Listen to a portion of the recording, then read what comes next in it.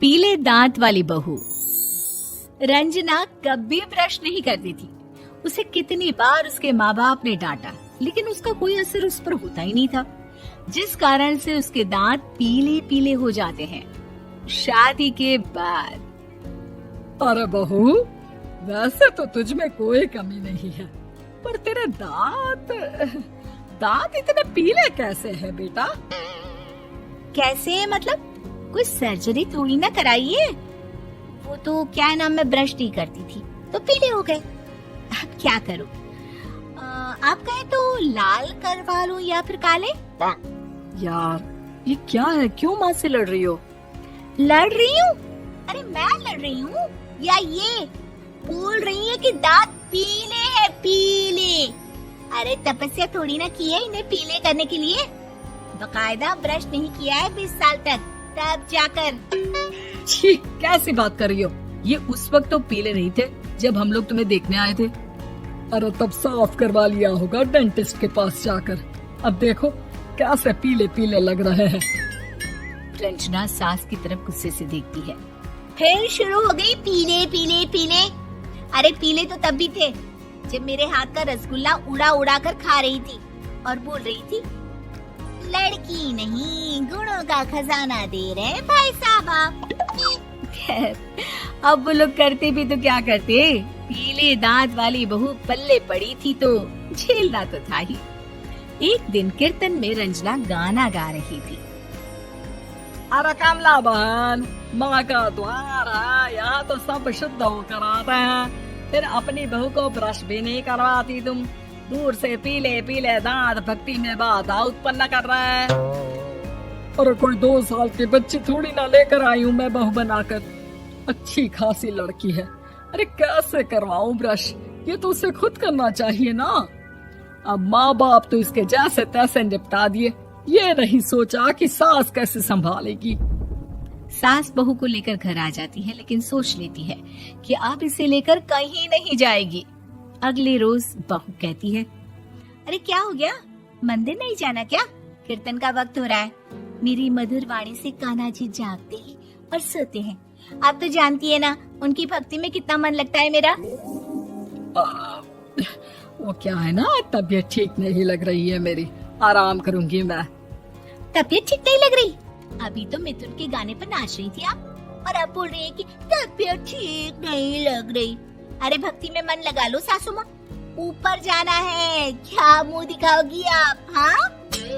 सास को बहू की बात पर गुस्सा आ जाता है। मैं क्या मुंह दिखाऊंगी, इसकी चिंता तो ना कर, समझी? अपने मुंह की चिंता कर, जो ये पीले पीले दांत लेकर हर जगह पहुंच जाती है। पता है लोग कितना मजाक बनाते हैं। ना जी ना, मैं नहीं जाना कहीं तेरे साथ। तो ये बात है, कोई ना, मत जाओ, मैं अपने कमरे में ही बैठकर भक्ति कर लूंगी। ऊपर वाला दांत थोड़ी ना देखता है, मन देखता है, भावना देखता है।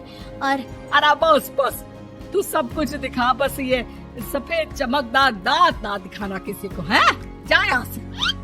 बहू को सास की बात का कोई फर्क नहीं पड़ता, वो तो जैसी थी वैसी ही रह जाती है।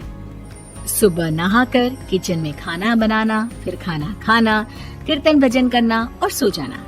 एक दिन, माँ जी मैं सहेली के घर जा रही हूँ, शाम को लेट आऊंगी। हाँ हाँ, तो जाना, मैंने कौन सा तेरी आरती करनी है घर पर बैठकर। रंजना सहेली के घर जाती है, जहाँ वो पार्टी में जाने की तैयारी कर रही होती है। अरे शिखा, कहाँ जाने की तैयारी कर रही है? मैं गलत वक्त पर आ गई क्या? अरे नहीं यार, उल्टा सही वक्त पर आई है। मैंने ये साड़ी और ज्वेलरी निकाली है यार, शाम को इनके ऑफिस की एक पार्टी में जाना है। बताना कैसा लग रहा है ये सब? नहीं यार, इस ड्रेस के साथ तो वो वाली ज्वेलरी अच्छी लगेगी। हाँ हाँ सही बोल रही है, मैंने ध्यान ही नहीं दिया। वैसे तो हमेशा से मस्त फैशन सेंस रखती है। तो बड़ा जाती होगी ना पति के साथ पार्टी में।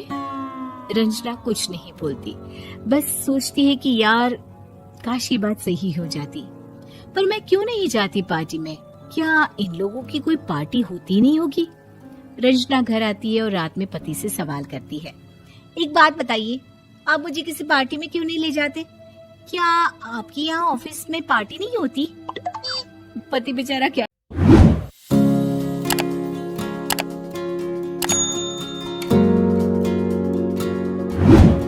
कहता कि दांत पीले हैं तुम्हारे इसलिए। अरे कोई पार्टी होती नहीं हम लोगों के ऑफिस में, तो कहाँ से लेकर जाऊं? और मार्केट, मॉल, कहीं वीकेंड घूमना, कहीं तो। अरे यार, सारे हफ्ते में एक छुट्टी मिलती है, तो सोचता हूँ कि आराम ही कर लूं। क्यों? रंजना मन मार के रह जाती है। पहले कभी सास के साथ मंदिर जाया करती थी, लेकिन वो भी सास ने ले जाना बंद कर दिया। घर बैठी बैठी रंजना बोर हो जाती है। तभी उसे आइडिया आता है और वो मायके जाने का सोचती है। सासू माँ, 2 दिनों के लिए मम्मी के घर जा रही हूँ। अच्छा अच्छा, ठीक है, आराम से जा।